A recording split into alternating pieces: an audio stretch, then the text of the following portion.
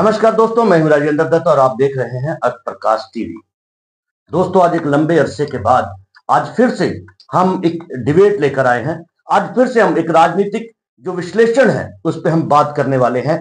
अभी बिहार में चुनाव होने जा रहे हैं और बिहार के चुनाव पर इस समय पूरे भारत की जो नजरें हैं वो टिकी हुई है, क्योंकि कहीं ना कहीं एनडीए और इंडिया गठबंधन दोनों का पूरा जोर लगा हुआ है कि वो बिहार के इलेक्शन से आने वाले समय की सरकारों के बारे में फैसला कर सके। इसके साथ साथ नई पार्टी जो है वो जो प्रशांत किशोर जी ने बनाई है वो भी इस बार बिहार में पूरा अपना जोर दिखाने पे लगी हुई है। और आज बिहार के चुनाव पर चर्चा करने के लिए मेरे साथ हैं डॉक्टर स्वास्तिक शर्मा, जो अर्थ प्रकाश के चीफ रिपोर्टर हैं। इसके अलावा वो राजनीतिक विश्लेषक भी हैं। आइए उनसे चर्चा करते हैं, बात करते हैं कि बिहार के चुनाव किस ओर जा रहे हैं। डॉक्टर साहब, सबसे पहले आपका स्वागत है हमारे नमस्कार। नमस्कार डॉक्टर साहब, बिहार में चुनाव होने वाले हैं, 2 चरणों में चुनाव होंगे। हाँ जी, आप बिहार की इस समय जो स्थिति है उसे किस तरह से देखते हैं? देखिए राजेंद्र जी, हिंदुस्तान के अंदर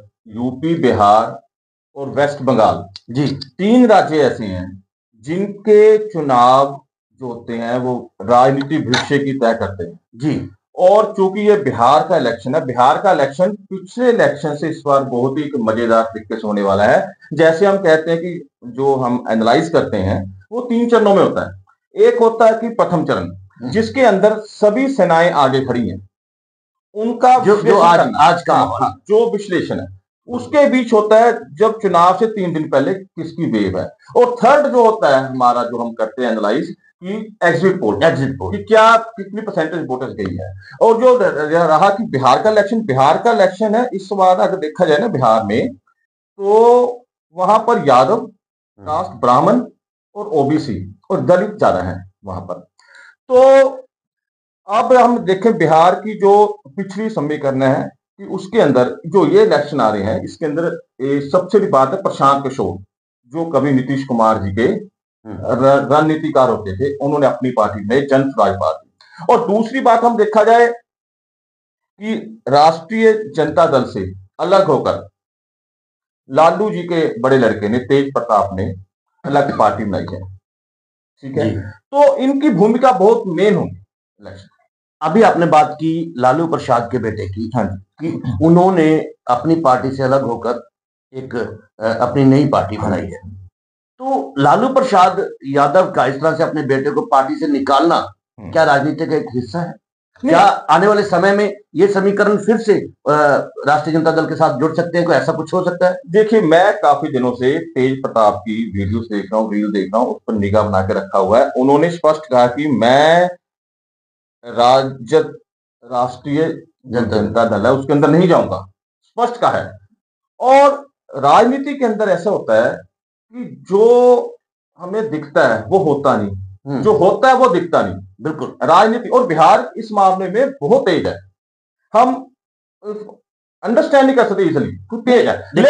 लेकिन जो ये वाकया हुआ है, देखो, जो हम एनालाइज करेंगे हम तो दोनों तरीके से करेंगे। अब जब देखिए कि लालू जी ने बड़े लड़के को अलग कर दिया 6 साल के लिए, ठीक है। और ये भी हो सकता है कि लालू जी ये चाहें कि जो नीतीश कुमार की भूमिका वो मेरा लड़का, बड़ा लड़का निभाए। अब बात ऐसे है ना कि अगर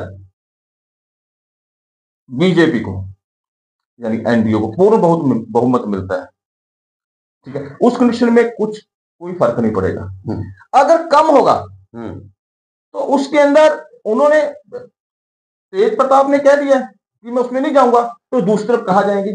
यानी हम कह सकते हैं कि ये हमारा विश्लेषण है कि लालू जी ने जो लड़का गया है उसका भविष्य सुरक्षित किया है।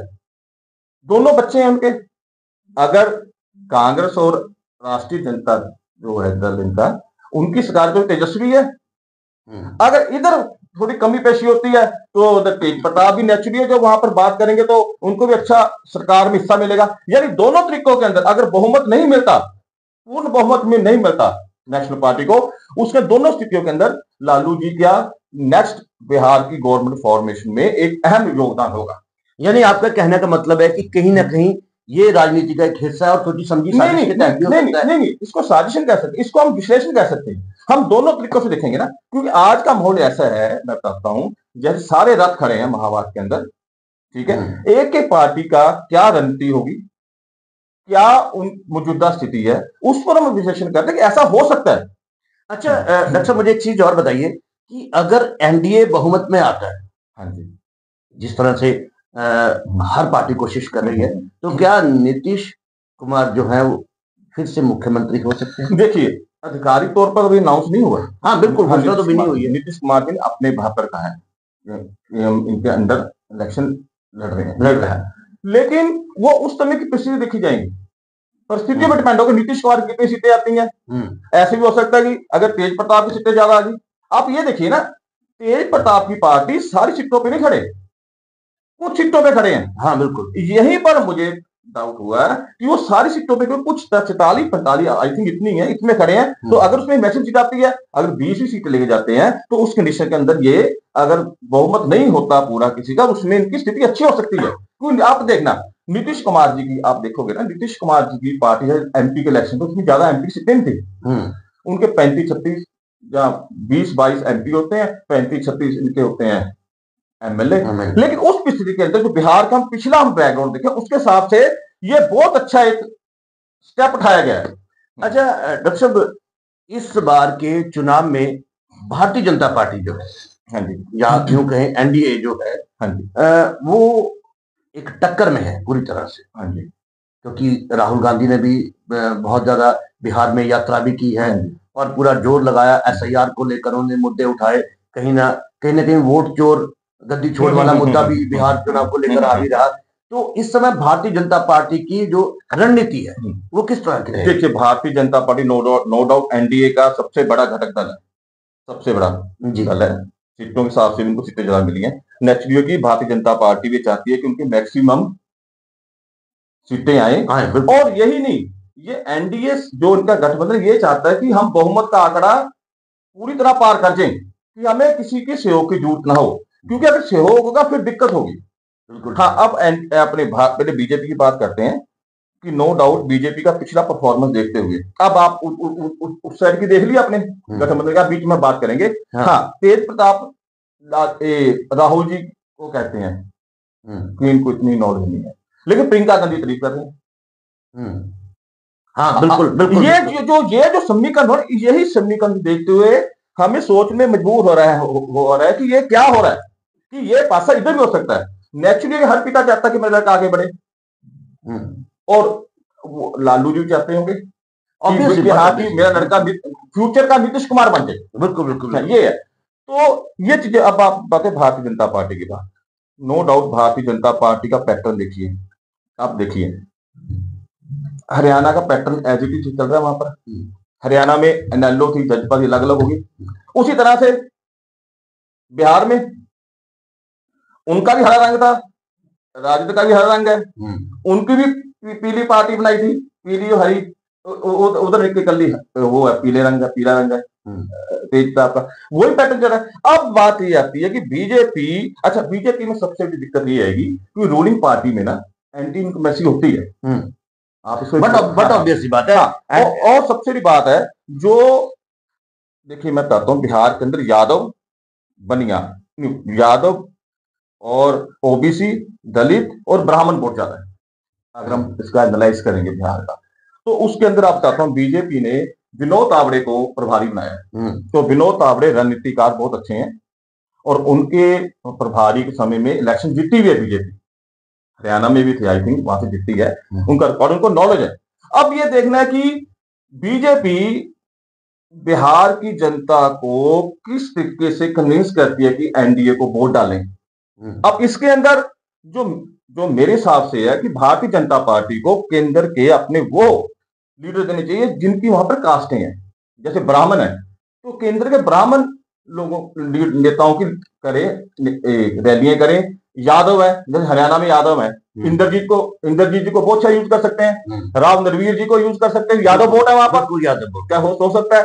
और उसके बाद क्या आते हैं, जब दलित वोट है, अच्छा ओबीसी मुख्यमंत्री है, नायब जी, उनको हाईकमान बहुत अच्छी तरीके से यूज कर सकती है। इन इस रणनीति के अंदर इन चारों को अच्छी तरह यूज किया जा सकता है, ताकि वोटिंग परसेंटेज बढ़े और एनडीए की तरफ आए। बिल्कुल ठीक है। अच्छा, पिछले दिनों जैसे वोट चोरी को लेकर बड़ा एक मुद्दा गर्म रहा, तो क्या इसका इम्पैक्ट बिहार के चुनाव पर पड़ सकता है? नहीं, इसका इम्पैक्ट नहीं पड़ेगा। देखो, वोट चोरी का जो मुद्दा है वो चुनाव आयोग से संबंधित है। अब चुनाव आयोग क्या क्या आंसर आया है उस पर डिपेंड होगा ना जी। बिल्कुल ठीक है ना, वो चुनाव आयोग से रिलेटेड है। हाँ, लेकिन भारतीय जनता पार्टी में आपको एक चीज कहता हूं, आप अब यहां पर बात आएगी संघ की। जैसे मैं हमेशा कहता हूं कि बीजेपी संघ के बगैर कुछ नहीं है। अब आप ही देखिए, संघ की 3 दिवसीय मीटिंग जबलपुर में चल रही है आज, और संघ ने पैरेलल गृह व्यापक गृह संपर्क अभियान शुरू किया। अच्छा, यानी हर घर संपर्क अभियान।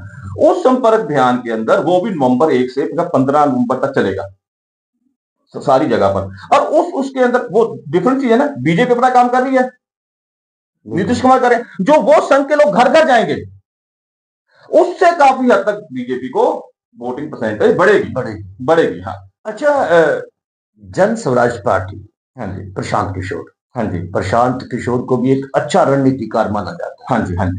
तो बिहार में एंट्री की है उन्होंने, हाँ जी, और कैंपेन को बहुत जोरदार तरीके से चला रहे हैं, और लोगों का कहीं ना कहीं सहयोग भी मिल रहा है उनको। तो उसका भविष्य क्या देखते हैं? देखिए, नो डाउट जो जन स्वराज पार्टी है, प्रशांत किशोर रणनीतिकार बहुत अच्छे हैं। नीतीश कुमार जी का भी आई थिंक पिछला इलेक्शन कंडक्ट किया था, पंजाब में भी किया था उन्होंने, पंजाब में भी किया था। तो नेक्स्ट ये कि देखो, रणनीतिकार होना अलग होता है। जैसे आपने मुझे कोई काम दे दिया, मैं अपना ब्रेन उस पर फोकस करूंगा, जैसे हम एनालाइज कर रहे हैं, लेकिन वहां की प्रेजेंट जो खुद लड़ना पड़ता है, तो उस समय परिस्थितियां दूसरी होती हैं। अब उनकी रणनीति और जो रणनीति के तहत जो मुद्दे उठा रहे हैं, उसको जनता किस हद तक एक्सेप्ट करती है, ये देखने को होगा। इस पर डिपेंड करेगा सारी, मतलब वैसे भविष्य कैसा देखते हैं आप? क्या ये अपने पैर जमा पाए? देखो, इस इलेक्शन में तो नो डाउट उनको संघर्ष करना पड़ेगा। हो सकता 1-2 सीट्स वगैरह आ जाए, लेकिन वो नहीं है कि पूरी तरह से जैसे ये तेज प्रताप की पार्टी आएगी। दोस्तों, आप इस बारे में क्या कहना चाहते हैं? कुछ कहना चाहते हैं, कुछ कमेंट करना चाहते हैं, तो हमारे कमेंट बॉक्स में जाकर कमेंट जरूर करें, और देखते रहे अर्थ प्रकाश टीवी। डॉक्टर साहब, आप हमारे स्टूडियो आए, आपका बहुत बहुत धन्यवाद। ताज़ा अपडेट्स व बड़ी खबरों के लिए सब्सक्राइब करें अर्थ प्रकाश टीवी और बेल आइकन दबाना ना भूलें।